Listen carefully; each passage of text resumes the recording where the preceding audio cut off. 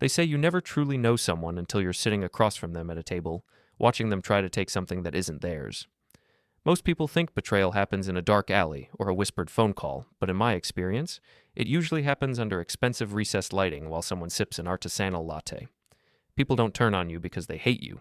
They turn on you because they've decided you're a rounding error in the math of their own ambition. Bianca sat across from me at our usual corner table at the glass house, her fingers tracing the rim of a porcelain cup. She looked radiant, that curated high-impact radiance that cost more per month than most people's rent. Her startup, a luxury apparel line that blended tech fabrics with runway aesthetics, was finally gaining traction. She was the face of the brand, the visionary who appeared in glossy magazines to talk about the future of sustainable fashion. I was just the guy who sat in the background, the steady partner who owned a small, nondescript firm that did something vague with industrial software.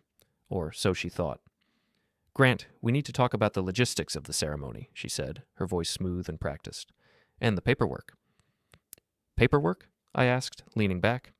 I kept my expression neutral, a skill I'd perfected over 15 years of negotiating licensing agreements with people far more dangerous than Bianca. "The prenuptial agreement," she said. She didn't blink. "My mother and the board are insistent. With a new round of funding coming in, the brand's valuation is skyrocketing. It's about protecting the future of the company. You understand, right? It's just responsible." She reached into her designer bag and pulled out a folder. It wasn't just a draft. It was a manifesto of her lack of faith in me. I didn't reach for it. I just watched her. For 3 years, I had played the role of the supportive, slightly less successful fiancé. I lived in a modest condo, drove a 5-year-old sedan, and dressed like a man who was comfortable but ultimately unremarkable. It was a choice. I preferred my wealth quiet, tucked away in patents and ironclad intellectual property rights held by a silent entity called Eris Global. Bianca, however, interpreted my lack of flash as a lack of substance. "Your mother is insistent," I repeated, tasting the irony. Her mother, Evelyn, treated me like a stray dog Bianca had brought home, well behaved enough to keep around, but certainly not allowed on the furniture. It's not just her, Grant. My advisors, Marcus and Silas, they've seen how these things go. If we're going to build an empire, we need clear boundaries. It protects you too. It ensures that what's yours stays yours. I almost laughed. What was mine in her eyes? A few $100,000 in a savings account and a boring software business. In her mind, she was the sun, and I was a pebble lucky enough to be caught in her orbit. "I'll have my people look at it," I said quietly. "Your people." She tilted her head, a patronizing smile touching her lips. "Grant, honey, I can recommend a good firm if you need one. You don't have to use that guy who did your lease." "I think I can manage," I said. The rest of the lunch was a masterclass in subtle humiliation. She spent 20 minutes talking about the friends she wanted at the head table, people I knew only from business journals, and then mentioned, almost as an afterthought, that my guest list should probably stay small to maintain the aesthetic of the venue. She was already erasing me from the picture before the paint was even dry. Later that afternoon, I stood in the lobby of my office building. It wasn't the glass and steel monolith Bianca occupied in the Mission District. It was an old, heavy stone building in the financial district, the kind of place that didn't need a sign because the people who mattered already knew the address. My phone buzzed. It was a text from Julian, a man I had considered my closest friend since college. He was also Bianca's primary technical consultant, a job I had helped him get. "Hey man, heard about the prenup. Don't take it personally. Bianca's going places, and she just needs to clear the deck. You're a great guy, Grant, but you have to admit, the scale of what she's doing is just different." "Clear the deck," I whispered to the empty elevator. That was the moment the temperature in the room seemed to drop. It wasn't anger. Anger is hot, messy, and prone to mistakes. This was something else. It was a shift in perspective. I saw them all clearly now.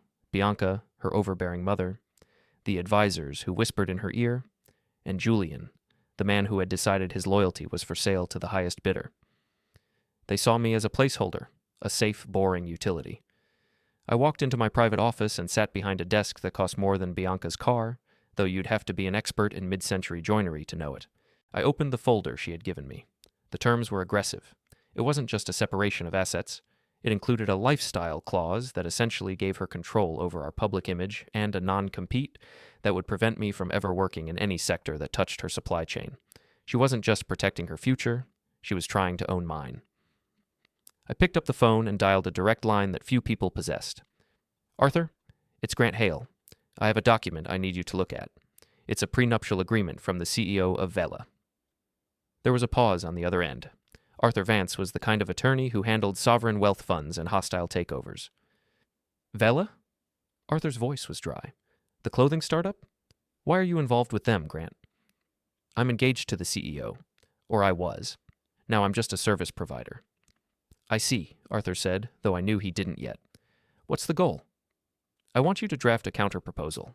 Make it look standard, but I want specific language regarding the manufacturing and logistics software. We're going to agree to everything she wants. Total separation of assets, no claims to her future earnings, the works. But in exchange, I want a mutual clause regarding third-party licensing.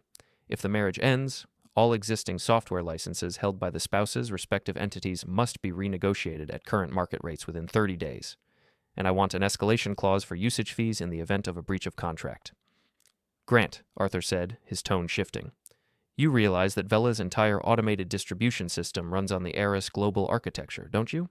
You own the patents for their entire supply chain management. I know exactly what I own, Arthur. Bianca, however, thinks I'm a consultant who helped her set it up for a flat fee. She doesn't realize she's been leasing the heart of her company from me for 3 years at a friend rate. This is surgical, Arthur noted. She wants to protect her future. I'm just helping her define exactly what that future costs. The next few days were a blur of calculated silence. I played the part of the compliant fiancé perfectly. I went to the cake tastings. I nodded while her mother talked about the floral arrangements. I even sat through a dinner with Julian, who had the audacity to clap me on the shoulder and tell me I was doing the right thing by signing the papers. He looked at me with a mix of pity and relief, the way you look at a dog that's finally been house-trained. The humiliation was subtle, but constant. It was in the way Bianca would talk over me at parties, or the way she'd introduce me as Grant, who does some tech stuff, before pivoting to her own accomplishments. She had convinced herself that I was a secondary character in her story. She had forgotten that I was the one who had written the code that made her tech fabrics possible. I was the one who held the keys to the factories in Vietnam and Italy. Without my software, her smart clothing was just expensive rags. On Friday night, I met her at her office. She was finishing up a meeting with her legal team. When I walked in, they looked at me with the smug satisfaction of hunters watching a deer walk into a clearing. Did you look at the draft, Grant? One of the lawyers asked. He was a younger guy, wearing a suit that was trying too hard. I did, I said, placing my own folder on the mahogany table. My counsel had a few minor adjustments. Mutual protections, mostly. Standard stuff for someone in my position. The lawyer chuckled, a sharp, condescending sound. Of course. We'll take a look. Bianca stood up and walked over to me, kissing me on the cheek. She smelled like expensive perfume and victory. I'm so glad we're getting this out of the way, Grant. Now we can focus on the wedding. It's going to be perfect. I have no doubt, I said.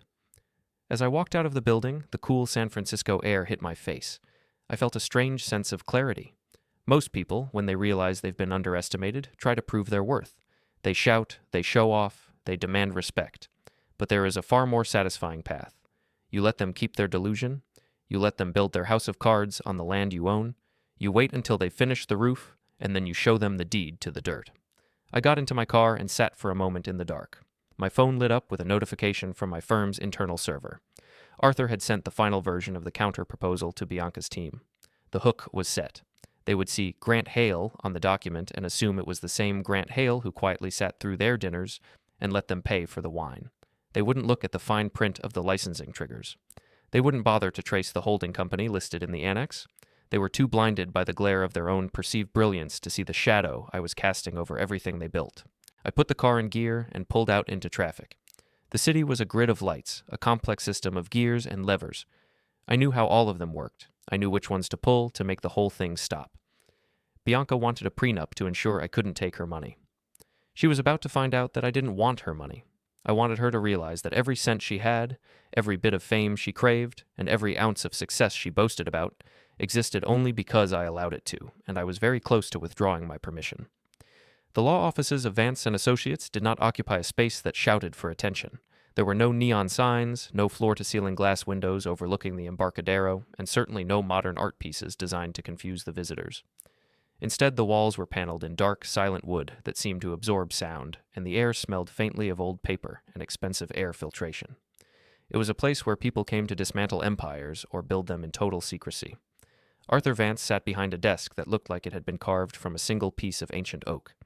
He was a man who moved with a deliberate slowness, a trait of those who know that their time is significantly more valuable than anyone else's in the room. He was currently reviewing the document Bianca's legal team had sent over, his spectacles perched on the bridge of his nose like a predator watching movement in the tall grass. "They were quite thorough, Grant," Arthur said, his voice a low, gravelly hum.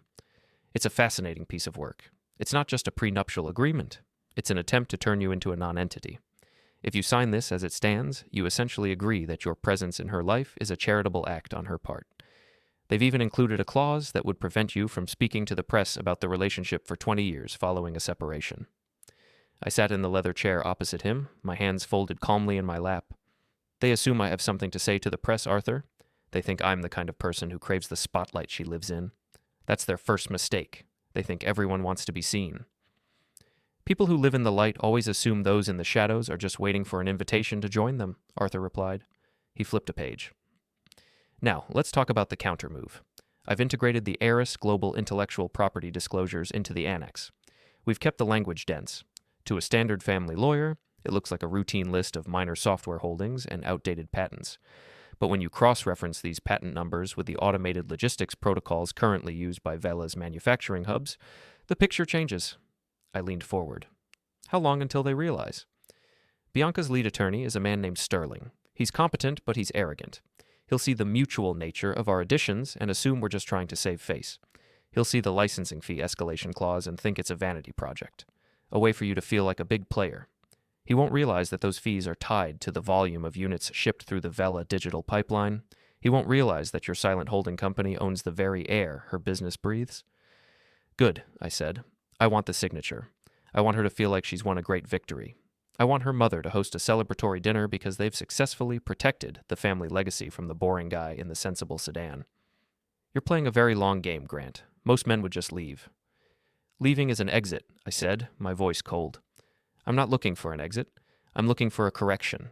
They've spent 3 years treating me like a piece of background furniture. It's time the furniture started charging rent." I left Arthur's office an hour later, the counter-proposal already being couriered to Bianca's team. The plan was in motion, but the psychological aspect of this required more than just legal documents. It required a certain level of maintenance.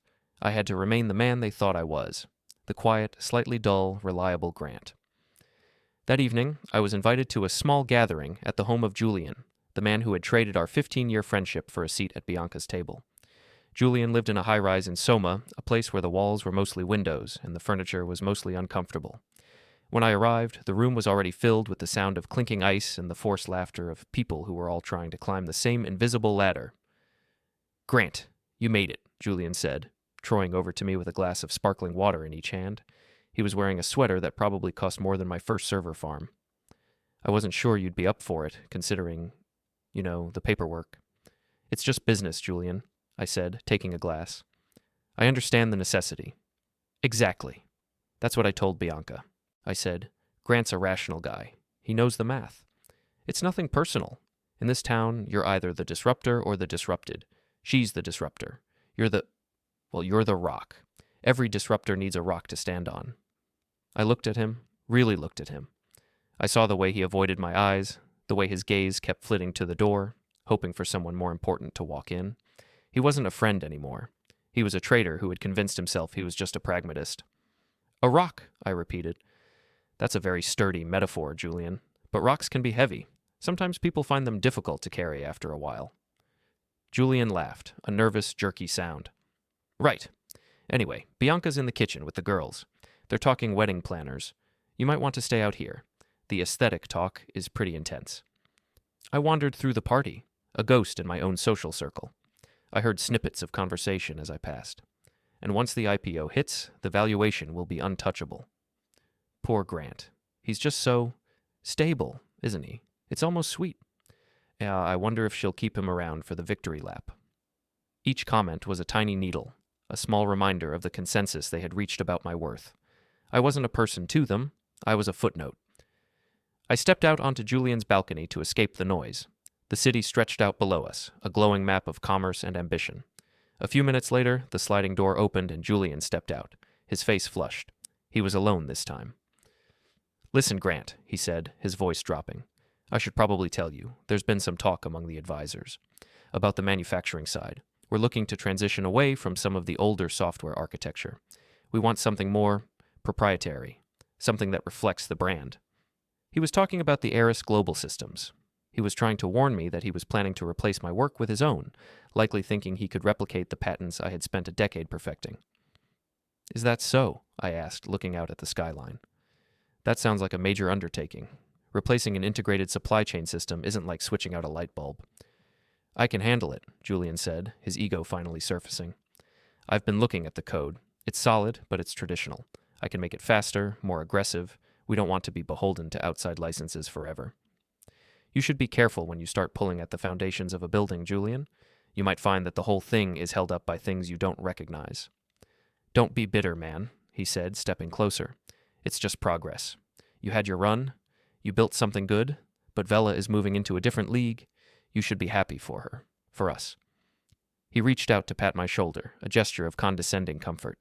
I moved just enough so that his hand missed, his fingers brushing the air where I had been a second before. The look on his face was one of momentary confusion, then irritation. I am happy, Julian, I said, my voice as flat as a frozen lake. In fact, I don't think I've ever been more excited about the future. I left the party shortly after that. As I walked to my car in the underground garage, I saw Julian's pristine silver European sports car parked in his reserved spot. It was a trophy, a symbol of the success he thought he had earned by pivoting his loyalty. I stood there for a moment, the silence of the garage pressing in around me. I didn't use a key. I didn't use a rock. I reached into my pocket and pulled out a small, specialized electronic device, a tool used for testing signal interference in industrial sensors. With a few taps on the interface, I sent a localized electromagnetic pulse toward the car's diagnostic port. It wasn't loud, there was no flash. But inside the car's sophisticated computer system, a series of delicate circuits simply stopped functioning. The car wasn't broken in the traditional sense, it just no longer knew how to be a car. It was now a very expensive, very heavy piece of sculpture. It was a small, petty act, but it felt right. It was a prelude to the symphony. The next morning, the call came. It wasn't from Bianca. It was from her lead attorney, Sterling. His voice was no longer smug. It was tight, strained, and vibrating with a frequency that I recognized as pure, unadulterated panic. Mr. Hale, he said, skipping the pleasantries. We've received the counterproposal from Vance & Associates. There seems to be some significant confusion regarding the annex, specifically the ownership of the automated logistics protocols. Is there a problem, Mr. Sterling? I asked, leaning back in my office chair. I was looking at a monitor that showed the real-time data flow of Vela's morning shipments. Thousands of units were moving through the system, every single one of them utilizing my proprietary algorithms. These patents, Eris Global, we were under the impression that these were open market licenses or internal developments. Then you were misinformed, I said. I own Eris Global. I've owned it for years. My firm has been providing the backbone for Vela's entire operation since its inception. I've been doing it at a significant discount as a gesture of support for my fiancé. This licensing fee escalation, Sterling stammered. The way this is worded, if the marriage is terminated or if the prenup is triggered by a separation, the fees for those licenses would triple. It would effectively wipe out Vela's profit margins overnight.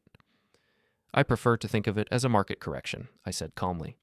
If Bianca wants a professional, arm's-length business relationship defined by legal boundaries, then she should be prepared to pay professional, market-rate prices. She wants to protect her assets. I'm simply doing the same with mine. We can't sign this, Sterling said. Then the wedding is off, I replied. And since the existing friend agreement for the software was predicated on our personal relationship, I'll have my team send over the termination notice for the current licensing bundle by the end of the business day. You'll have 48 hours to migrate to a new system before the keys are revoked. There was a long, heavy silence on the line. Sterling knew, and I knew, that migrating a system of that scale in 48 hours was impossible. It would take months, and without the core architecture, Vela's factories would grind to a halt. The disruptor would be silenced. I'll have to speak with Bianca, Sterling said, his voice barely a whisper. Do that, I said. And tell her I'll be waiting at the cafe where this all started. I think it's time we had a more honest conversation. I hung up. The trap was no longer hidden, the teeth were visible, and they were already beginning to close. I wasn't just a rock anymore. I was the mountain, and they were finally beginning to realize how far they had to fall. The glass house was quieter on Tuesday mornings, the light through the floor-to-ceiling windows casting long, sharp shadows across the polished concrete. I arrived early, deliberately choosing the same corner table where Bianca had first presented her manifesto of exclusion. I didn't order a coffee. I simply sat, watching the city outside move with its frantic, uncoordinated energy. I felt a profound sense of stillness, the kind of calm that comes when the complex variables of a problem finally align into a single, solvable equation. When Bianca walked in, the atmosphere of the room seemed to shift. She wasn't the poised, radiant visionary who had sat here a week ago. Her hair was perfectly styled, and her suit was impeccably tailored, but the tension in her jaw was visible from 10 feet away. Behind her was Sterling, looking as though he hadn't slept since our last phone call. He clutched a leather briefcase like a shield. "Grant," she said, her voice tight as she sat down. She didn't wait for a greeting. "What is this? Sterling says you're claiming ownership of the core operating system for my factories. He says you're threatening to pull the licenses." "I'm not claiming anything, Bianca," I said, my voice conversational and low. "I'm stating a fact of ownership. Eris Global holds the patents. I hold Eris Global. It's all in the public record, though I suppose you and your team were too preoccupied with my personal bank statements to look at my corporate holdings." "You lied to me," she hissed, leaning over the table. "For 3 years, you let me believe you were just a small-scale developer. You sat in my board meetings and listened to us discuss expansion, knowing you held the leash the entire time." "I didn't lie. I lived the life I wanted to live. You made the assumptions. You decided that because I didn't feel the need to broadcast my net worth on social media, I didn't have any. You decided that because I was supportive and quiet, I was subservient." I looked at Sterling, who was sweating despite the air conditioning. "And your counsel here was so eager to protect you from a man he considered a financial lightweight that he didn't bother to perform due diligence on the very software your company is built upon." "We can sue," Bianca said, turning to Sterling. "Tell him we'll sue for bad faith negotiations." Sterling cleared his throat, looking everywhere but at her. "Actually, Bianca, the original service agreement you signed 3 years ago was extremely favorable to the licensor. Since it was an interpersonal arrangement at the time, the termination clauses are robust. And the new prenup language we just received, the one Grant's team drafted, actually mirrors the protections we tried to impose on him. If we challenge his ownership, we essentially challenge the validity of the entire contract we were trying to force him to sign." The silence that followed was heavy. I watched the realization sink in. She had tried to build a cage for me, and I had simply swapped the locks while she wasn't looking. "Why?" she asked, her voice cracking slightly. "If you loved me, why would you do this?" "Love involves respect, Bianca. You haven't respected me in a very long time. You saw me as an accessory to your brand. Your mother saw me as a charity case. Julian saw me as a stepping stone. This isn't about love. This is about the paperwork you insisted on. You wanted a business arrangement. Now you have one." I stood up. "I have a meeting at your headquarters in 20 minutes. I suggest you get there. I'd hate for you to be late for the board's realization that their CEO has accidentally signed away the company's operational viability." I walked out before she could respond. The drive to Vela's headquarters was short. The building was a monument to the modern aesthetic, all white walls, open concept spaces, and employees who looked like they were auditioning for a high-end commercial. I walked through the lobby, my presence causing a ripple of confusion. I was the fiancé, usually a ghost who waited in the lounge. Today, I walked straight to the executive elevators. In the boardroom, the tension was palpable. Julian was there, looking pale and staring at a tablet. 2 of the lead investors, men who had previously treated me with the kind of distant politeness one affords a waiter, were whispering urgently. "Grant," Julian said, standing up as I entered. "We were just looking at the architecture. I didn't realize Eris Global was yours. I thought it was a subsidiary of the manufacturer." "You didn't realize because you stopped looking at the code and started looking at the lifestyle, Julian," I said, taking a seat at the head of the table, the seat usually reserved for Bianca.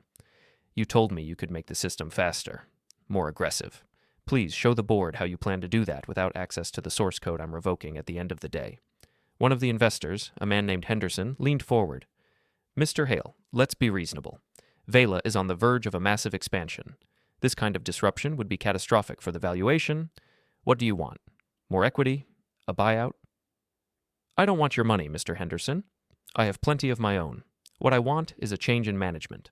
The current leadership has shown a lack of foresight that borders on professional negligence. They've built a house on rented land and then insulted the landlord." The door swung open, and Bianca marched in, followed by Sterling. She saw me in her chair and stopped, her face pale. "Get out of my seat," she said, her voice trembling. "Actually," I said, tapping a document I had placed on the table, "according to the licensing agreement you've been operating under, Any significant change in the financial risk profile of the company allows the licensor to appoint an observer to the board.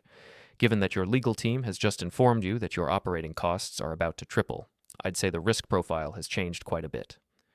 You're trying to take my company, she whispered. I'm taking control of my assets, I corrected. Your company is a collection of designs and a marketing plan.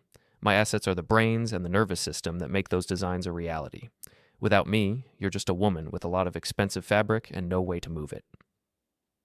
The board members looked at each other. They were sharks, and they smelled blood. Not the literal kind, but the scent of a failing leader. They didn't care about our relationship or the wedding. They cared about the valuation. They saw a man who owned the infrastructure and a woman who had failed to secure it. The math was simple. We need to review the licensing terms immediately, Henderson said, looking at Bianca with a coldness that seemed to shock her. Bianca, you told us all intellectual property was secured. I thought it was, she shouted, her composure finally shattering. Grant, stop this. We can talk about this at home. There is no home, Bianca. I moved my things out this morning. The wedding is canceled. I've already informed the venue and the caterers. I've even sent a courtesy note to your mother. I told her that, in the interest of protecting the future, I've decided to move in a different direction. The look on her face was worth every second of the last 3 years. It was the look of someone who had suddenly realized the ground beneath them was actually a trapdoor. She turned to Julian, her eyes pleading. Julian, you said you could fix this. You said we didn't need him. Julian looked down at his tablet, his silence more damning than any words. He knew he was outmatched. He knew that if he tried to bypass my encryption, I would have him in court for the next decade. I stood up, smoothing my jacket. The new licensing fee schedule will be on your desks by 5 o'clock. You have 48 hours to accept the terms, which include a 51% voting block for Eris Global on all operational decisions, or I pull the plug. If you choose the latter, the factories stop, the orders go unfulfilled, and the Vela brand becomes a historical footnote by the end of the week. I walked toward the door but paused next to Bianca. She was staring at the table, her hands shaking. By the way, I said, leaning in so only she could hear, I saw the guest list for the head table. You were right. It was a bit crowded. I think it's much cleaner this way, don't you? Less clutter. I walked out of the boardroom and through the open plan office. People were staring, sensing the shift in power, but not yet understanding its source. I felt a surge of adrenaline, a cold, focused energy. This was the peak of the climb. As I reached the lobby, my phone buzzed. It was a call from Evelyn, Bianca's mother. I declined it. I would deal with her later. For now, I wanted to enjoy the silence. I spent the afternoon at a small, out-of-the-way park, watching the wind move through the trees. It was peaceful. I thought about the 3 years I had spent being the lesser partner, the man who was tolerated but never truly seen. I thought about the comments, the dismissive glances, and the way they had all assumed my quietness was a sign of weakness. They were about to learn that silence isn't a void. It's a space where plans are made. By 4 o'clock, the frantic messages started coming in. First from Henderson, then from the other board members. They were ready to negotiate. They were willing to bypass Bianca entirely if it meant saving their investment. They were offering her up as a sacrifice to the man they had once ignored. I didn't answer any of them. I wanted them to sit in the uncertainty for a little longer. I wanted them to feel the weight of the mountain I had built. When I finally returned to my office, Julian was waiting for me in the lobby. He looked small, his expensive sweater now looking ridiculous in the context of his professional failure. Grant, he said, stepping forward, please, I have a career. If the system goes down, my name is on it. I'll never work in this city again. You should have thought about that before you tried to clear the deck, Julian, I said, walking past him. You chose the disruptor, now you get to experience the disruption. I was just doing my job, he yelled after me. No, I said, stopping at the elevator. You were being a vulture. You just didn't realize you were trying to eat something that was still very much alive. I went up to my office and looked at the clock. It was almost 5.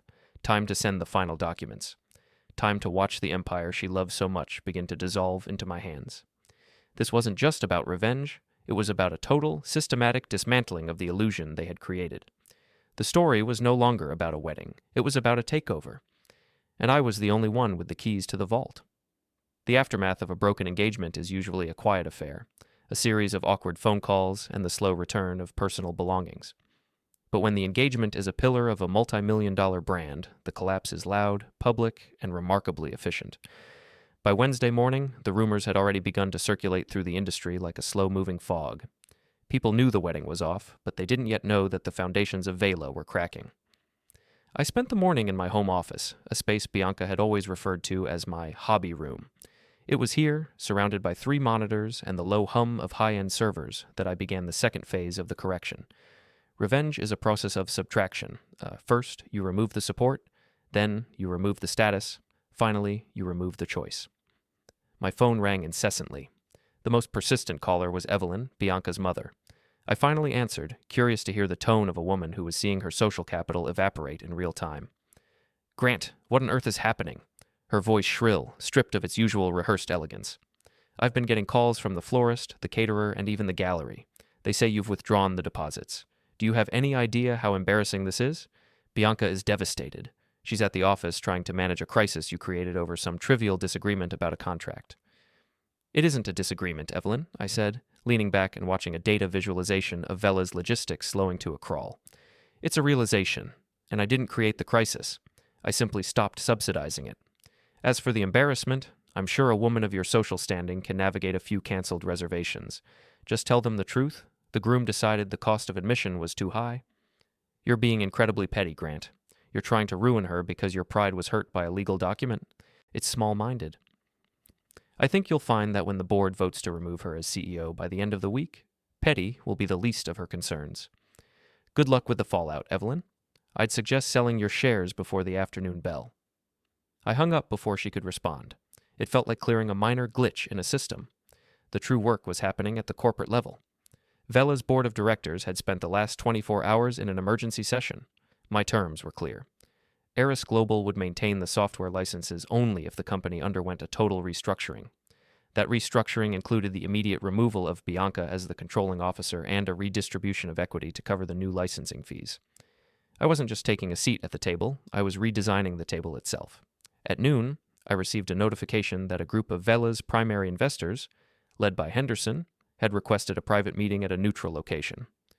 I chose a quiet, old-money athletic club, a place that valued discretion above all else. When I arrived, Henderson and 2 other board members were waiting in a corner booth, looking like men who had just survived a natural disaster. Julian was notably absent. "Mr. Hale," Henderson said, his voice weary. "We've spent the morning reviewing the audit of the intellectual property. It appears our previous assessments were incomplete."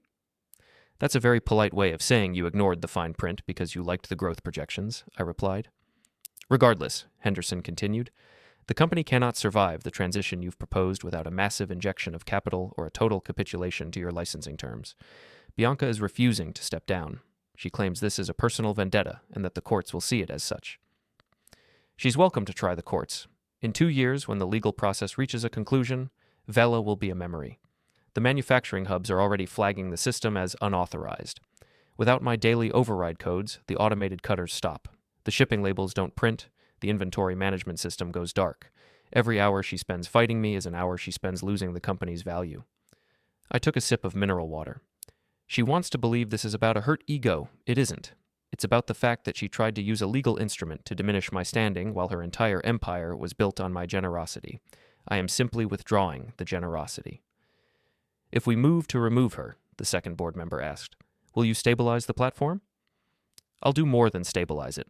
I'll integrate the next generation of the Eris suite. Productivity will increase by 20%, but Bianca must be stripped of her voting shares. She can remain a minority stakeholder with no operational input. That is the only path forward." They looked at each other. There was no loyalty here, only the cold logic of the bottom line. Bianca had spent years cultivating these men as allies, but she had failed to realize that an ally is just an enemy who hasn't found a better deal yet. "We'll initiate the vote this evening," Henderson said. As I left the club, I saw a familiar silver car idling at the curb. It wasn't Julian's, it was the car I had bought for Bianca on her last birthday. The window rolled down, and Bianca looked out at me. She looked exhausted, the carefully constructed mask of the visionary finally starting to crumble. "I know where you just were," she said, her voice barely audible over the city noise. "You're talking to Henderson. You're turning them against me." "They were never on your side, Bianca. They were on the side of the money. You just happened to be standing next to it. Now you're in the way." "I loved you," she said, though it sounded like a rehearsed line from a play she no longer understood. "No, you loved the stability I provided. You loved having a quiet partner who didn't challenge your narrative. You loved the idea of a man you could control through a prenup because you were too arrogant to realize he was the one providing the air you breathe. This isn't a betrayal, Bianca. This is just the bill finally coming due. She stared at me, and for the first time, I saw genuine fear in her eyes. It wasn't fear of me, but fear of the vacuum she was about to inhabit. She had tied her entire identity to the brand, to the status, to the future she had tried to protect. Without it, she was just someone who had been incredibly unkind to the wrong person. "I won't let you have it," she whispered. "I'll burn it down first." "You can't burn down what you don't own. You're a tenant, Bianca, and your lease just expired." I walked away as she began to shout something after me, her voice lost in the roar of a passing bus. The rest of the afternoon was spent on the social dismantling. It wasn't enough to take the company. The reputation had to be addressed. I hadn't leaked anything to the press. That would be messy and potentially actionable. Instead, I simply allowed the truth to filter through the professional networks. I sent a short, professional email to the lead investors of the rival tech fashion firms, letting them know that Eris Global was open to new partnerships now that our exclusive arrangement with Vela was being re-evaluated. By 3 o'clock, the trade journals were already posting headlines about strategic instability at Vela. The stock price, which had been the pride of Bianca's life, began a steady, nauseating slide. I received a text from Julian. "You're destroying everything, all the work we did. Why? Just because of a contract?" I replied. "Because you thought you could replace the foundation without the architect noticing. Enjoy the collapse, Julian. I hear the consulting market is very crowded this time of year." As the sun began to set, I returned to the office building where Vela was headquartered. I didn't go inside.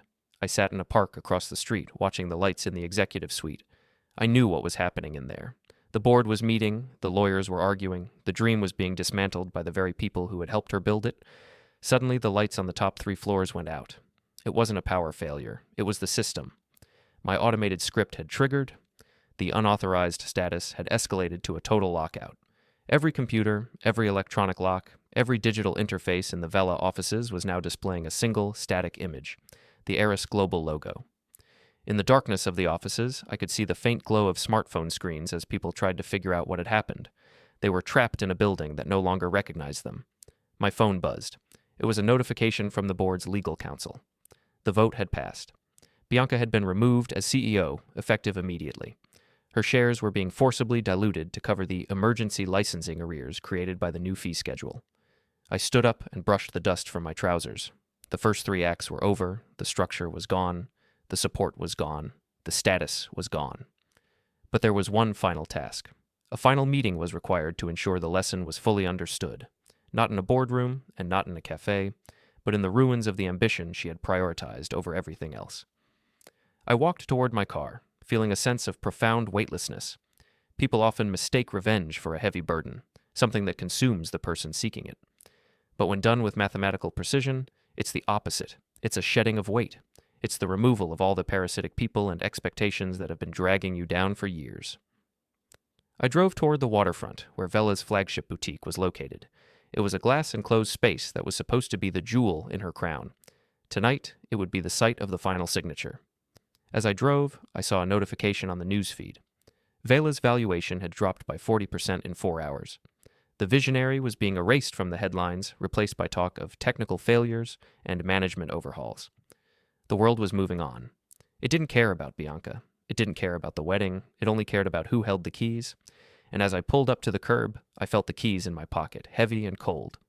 The waterfront district was a study in cold, modern elegance, a stretch of glass and steel that reflected the dark water of the bay. Vela's flagship boutique stood at the center of it, a hollow monument to an ambition that was currently being liquidated.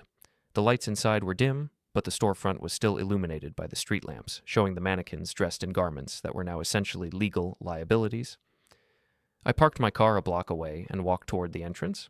The air was sharp with the scent of salt and the distant hum of the city, but here, everything felt unnaturally still. As I reached the heavy glass door, I saw a figure sitting on the steps.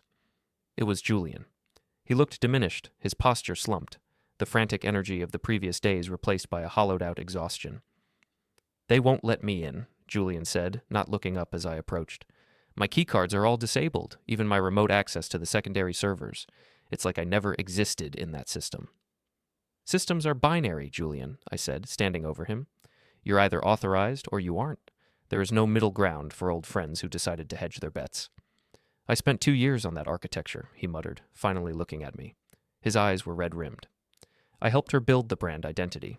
I was supposed to be the CTO when we went public. Now the board is talking about bringing in a restructuring specialist from your firm. They're treating me like a security risk. You are a security risk. You tried to reverse engineer proprietary code that you didn't have the license to touch. In the professional world, that's called corporate espionage. I'm actually doing you a favor by letting the board simply fire you instead of filing a formal injunction. Julian stood up, his hands shaking. You're a monster, Grant. You sat there for 3 years, letting us think we were the ones moving the needle. You let her believe she was the star. I didn't let her believe anything. She convinced herself. I just provided the stage. If she chose to forget who built the theater, that's on her. Now move aside. I have an appointment. I used my phone to pulse an encrypted signal to the door's lock. The mechanism clicked with a heavy metallic finality, and the door swung open. I didn't look back at Julian as I stepped into the darkened showroom. The silence inside was thick, smelling of expensive carpet and new fabric. I walked through the rows of high-end apparel, the silent witnesses to a collapse they were never designed to withstand. At the back of the store, in the private lounge reserved for VIP clients, Bianca was waiting. She was sitting in a velvet armchair, a bottle of expensive water on the table in front of her. She looked at me, and for a moment, the old mask of defiance tried to settle over her features, but it wouldn't take hold. The board sent me the final terms, she said, her voice sounding thin in the cavernous space. They're forcing me to sign over my voting rights in exchange for a severance package that wouldn't cover the lease on this building for a year. They said if I don't sign, they'll let you pull the licenses, and the company will be in receivership by Monday. The board is comprised of practical men, I said, taking a seat opposite her. They've realized that a company without a functioning nervous system is just a corpse, or rather, a defunct entity. They've chosen the path that preserves at least some of their investment. You should do the same. This was my life, Grant. Everything I worked for. My name is on the labels. Your name is on the labels because I allowed it to be. I wrote the code that optimized your production. I secured the logistics that got your product into the hands of influencers. I even vetted the manufacturing plants to ensure you didn't have a PR disaster on your hands. You were the face, Bianca. I was the spine. You decided the spine was optional. You were wrong. She leaned forward, her eyes narrowing. You think you've won. You think taking my company makes you the better person. But look at you. You've spent years lurking in the shadows, waiting for a reason to destroy the woman you were supposed to marry. That's not strength. That's pathology. I felt a ghost of a smile touch my lips. It's not destruction, Bianca. It's a return to equilibrium. You wanted a marriage based on a legal document that ensured you kept everything you built while I was left with nothing. I'm simply enforcing the reality of who actually built what. The prenup was a test of character. You failed it the moment you handed me that folder at the cafe. You didn't want a partner. You wanted a subordinate with a wedding ring. The door to the lounge opened, and Evelyn walked in. She looked like she had aged a decade in the last 48 hours. Her usual armor of jewelry and perfect tailoring seemed heavy on her, a burden she was no longer sure she could carry. Grant, enough of this, Evelyn said, her voice trembling with a mix of rage and desperation. We can settle this. We'll give you whatever seat on the board you want. We'll even renegotiate the equity split, but stop this public execution of my daughter's career. Do you have any idea what the papers are saying?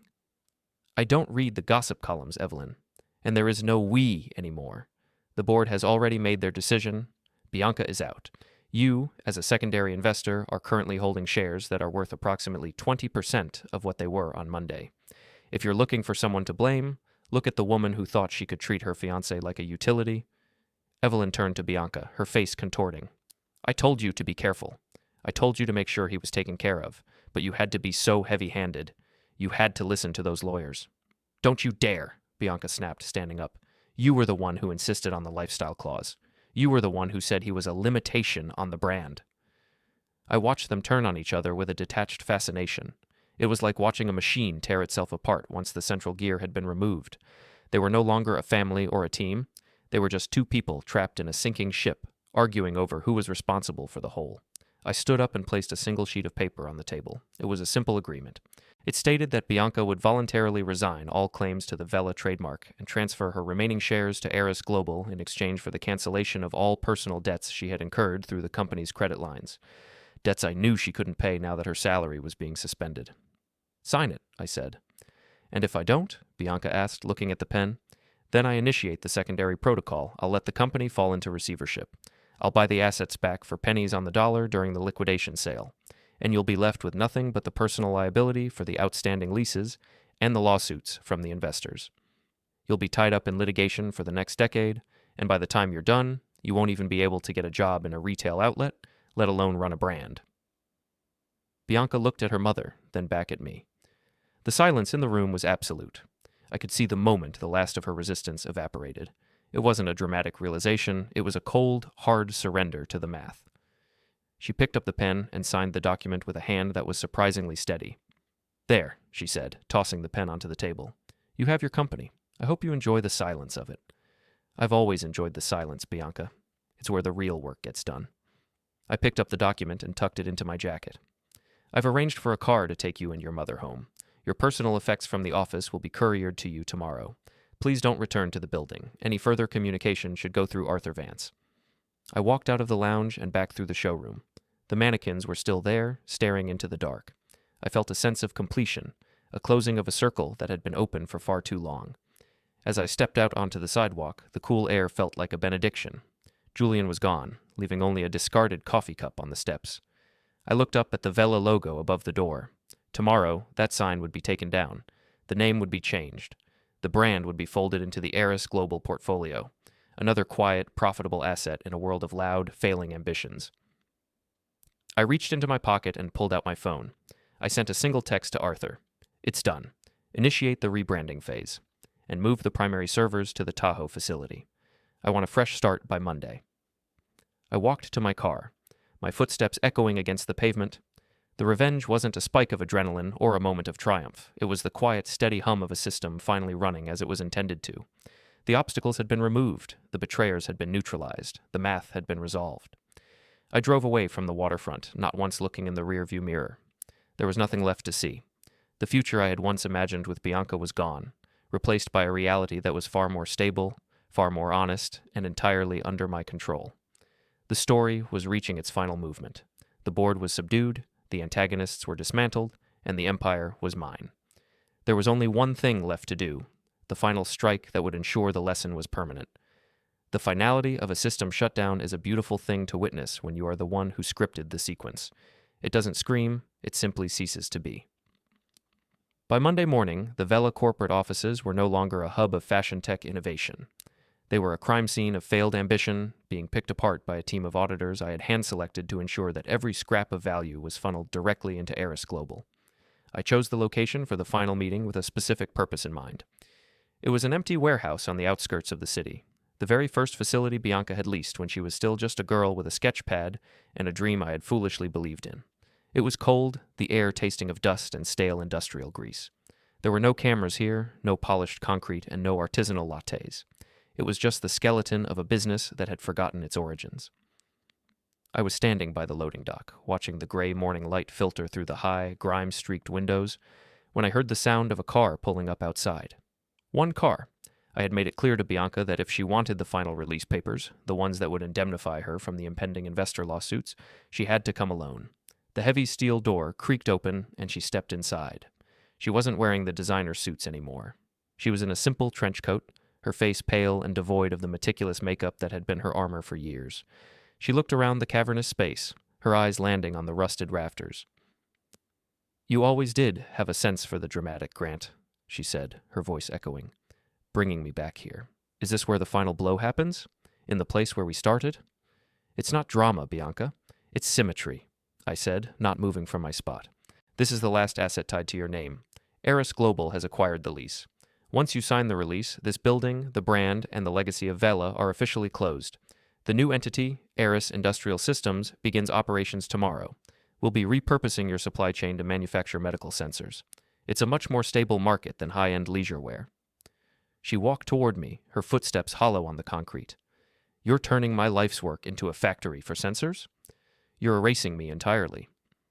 You erased yourself when you decided that the man standing beside you was a liability to be managed. I'm just repurposing the hardware. The software, the vision you were so proud of, was never sustainable. It was a bubble fueled by my patents and your ego. I'm simply popping the bubble." I held out a leather-bound folder.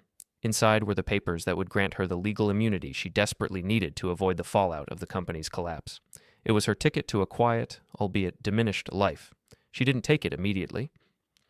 She looked at me, her gaze searching my face for a flicker of the man she used to know.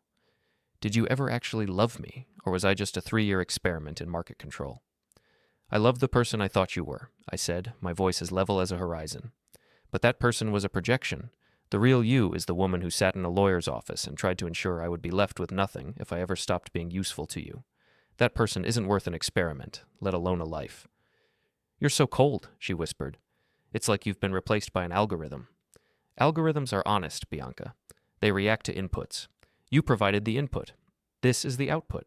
You demanded a world governed by contracts and asset protection. I am simply giving you exactly what you asked for. I stepped closer, the folder extended. Sign the papers. Go back to your mother's house. Find a new career where the stakes are lower and your talent for self-delusion won't be so catastrophic for the people around you. She snatched the folder from my hand, her fingers trembling. She used the top of a discarded wooden crate as a desk, scribbling her signature on the dotted lines. When she finished, she shoved the folder back at me. There, it's yours, all of it. I hope it keeps you warm at night, Grant. I hope you enjoy being the king of a graveyard. It's not a graveyard, Bianca. It's a clean slate, something you'll never have. I turned away from her, walking toward the small office cubicle where my laptop was set up. I had one final task to complete. I tapped a series of keys, and the warehouse's internal speakers, long silent, began to hum. A low-frequency tone filled the space, the sound of a system diagnostic. What is that? She asked, looking around nervously. That is the sound of the Eris servers taking over the last of your cloud architecture. Every file, every design, and every email you ever sent from a Vila account is being archived and then purged from the public domain. In 10 minutes, your digital footprint as a CEO will cease to exist. You won't even be able to find your old website on a cached server. She stared at me, the horror of total erasure finally hitting her. It wasn't just the money or the title. I was removing her history. I was making it as though she had never happened. You can't do that? She gasped. I can.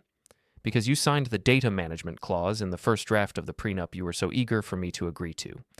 You were so focused on the money that you didn't notice I had inserted a clause giving the licensor total control over all digital assets associated with the integration. You gave me the right to delete you, Bianca, and I am a very thorough man. I watched the progress bar on my screen. 98%, 99%, 100%. The humming stopped. The silence that followed was heavier than anything I had ever experienced. It was the sound of a vacuum. Bianca stood in the middle of the empty warehouse, a woman without a past and without a future. She looked at the door, then at me, and I saw the absolute defeat in her eyes. There was no more shouting. There were no more threats. There was only the realization that she had played a game against a master of the board and had lost everything she hadn't even known she was wagering. Goodbye, Bianca, I said. She didn't answer. She turned and walked toward the door, her silhouette small against the gray light of the opening. As she stepped outside, I heard the sound of her car door closing, the engine starting, and the tires crunching on the gravel as she drove away. I was alone in the warehouse. I felt no surge of joy, no rush of triumph. I simply felt the satisfaction of a job completed to specification. The system was now optimized. The anomalies had been purged. Work could now begin. I sat down at my laptop and opened a new file. It was a design for a new type of sensor, one that would change the way medical data was monitored in real time. It was a project I had been thinking about for years, but one I had never had the time to pursue because I was too busy supporting Bianca's whims. I began to type, the clicking of the keys the only sound in the vast empty space. I worked for hours, the light in the warehouse shifting from gray to a pale, wintry gold. I didn't think about the wedding that would never happen. I didn't think about the people who had betrayed me. They were variables that had been resolved. They no longer had any impact on the equation. As the sun began to set, I closed the laptop. I walked to the electrical panel and pulled the master lever. The lights in the warehouse went out, one by one, until the only light remaining was the faint glow of the city in the distance. I walked out of the warehouse and locked the door. I stood for a moment, looking at the rusted Vila sign that was still hanging by a single bolt above the loading dock. I reached up and gave it a sharp tug. It came away with a groan of protesting metal, falling to the ground and shattering on the concrete. I left it where it fell.